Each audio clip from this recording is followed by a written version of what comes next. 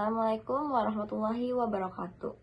Segala puji bagi Allah Tuhan semesta alam, rahmat dan keselamatan semoga terlimpahkan atas kemuliaannya Nabi dan Rasul, juga atas keluarga dan para sahabatnya, serta kepada yang mengikuti mereka dalam kebenaran sampai hari kiamat. Pertama-tama, marilah kita semua panjatkan puji syukur kehadirat Allah Subhanahu wa Ta'ala yang telah melimpahkan rahmatnya kepada kita semua. Kita bersyukur dapat berkumpul di pagi yang cerah ini dengan nikmat kesehatan yang masih diberikan. Tak lupa, salawat serta salam semoga tercurah kepada junjungan Nabi kita, Nabi Muhammad SAW, dan serta kepada keluarga dan sahabat-sahabatnya yang mulia. Marilah kita bersama-sama menjelajahi petunjuk hidup yang kita agungkan ini dengan tema yang hendak kita bahas pada kesempatan yang berbahagia ini, yaitu tentang kesabaran. Hadirin yang dirahmati Allah, dalam kehidupan sehari-hari tidak jarang kita menghadapi yang namanya musibah. Peristiwa yang menyedihkan, mengecewakan, atau mungkin menimbulkan luka batin. Musibah ini dapat berupa kehilangan orang-orang yang kita cintai, harta benda, mengalami bencana alam, kecelakaan, disakiti, dilukai, dan juga difitnah oleh orang lain. Macam-macam musibah bisa kita alami dalam kehidupan ini. Atas berbagai musibah yang datang menerpa dalam kehidupan kita, maka kita harus meyakini bahwa semua bisa terjadi atas izin Allah. Nah, Allah Subhanahu wa Ta'ala berfirman dalam surat Al-An'am ayat 59, yang artinya, dan pada sisi Allah lah kunci-kunci semua yang gaib. Tidak ada yang mengetahui kecuali Dia sendiri, dan Dia mengetahui apa yang di daratan maupun yang di lautan, dan tiada sehelai daun pun yang gugur melainkan Dia mengetahuinya pula. Dan tidak jauh sebutir biji pun dalam kegelapan bumi yang tidak sesuatu yang basah ataupun yang kering, melainkan tertulis dalam kitab yang nyata.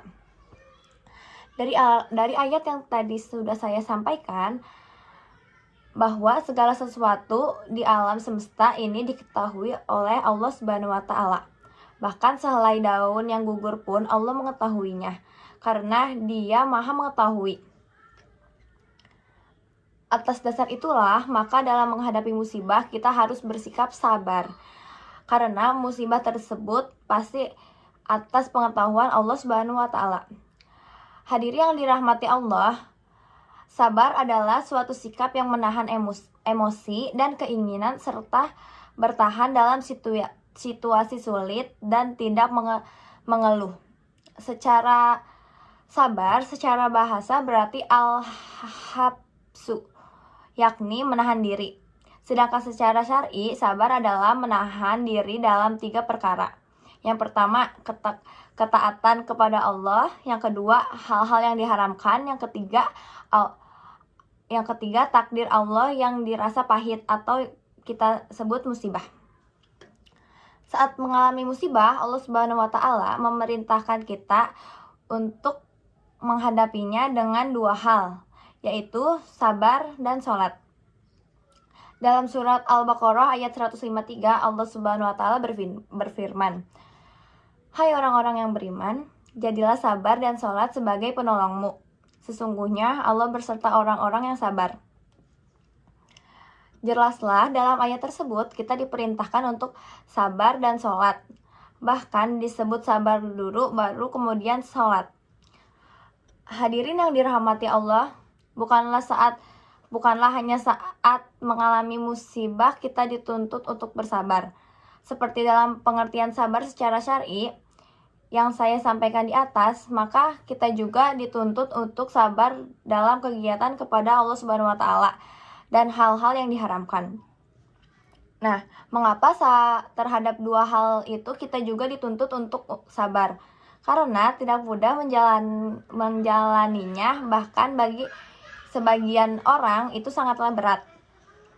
Taat kepada Allah Subhanahu wa Ta'ala dan menjauhi hal-hal yang diharamkan itu bukanlah perkara ringan. Semudah membalikan telapak tangan bagi orang-orang yang ingkar kepada Allah Subhanahu wa taala dan tidak ikhlas menjalani kehidupan itu sangatlah berat. Nah, mengapa? Karena taat kepada Allah Subhanahu wa taala itu berarti kita banyak mengorbankan kelezatan dunia dan berlaku prihatin tidak mengumbar hawa nafsu atau kesenangan duniawi. Contoh kecil, kita diperintahkan untuk berpuasa di bulan Ramadan. Bukanlah puasa itu menahan diri dari perkara-perkara yang menyenangkan. Makanan dan minuman yang lezat tidak boleh dikonsumsi saat siang hari. Kemudian, mengumbar syahwat juga dilarang, padahal semua itu adalah perkara-perkara menyenangkan bagi kita manusia. Hadirin yang dirahmati Allah, lalu bagaimana cara kita untuk bisa bersabar melalui dengan pengertian syar'i tersebut?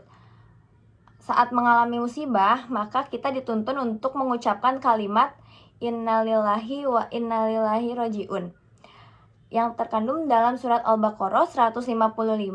Allah Subhanahu wa taala berfirman, "Dan sungguh akan kami berikan cobaan kepadamu dengan sedikit ketakutan, kelaparan, kekurangan harta, jiwa, dan buah-buahan.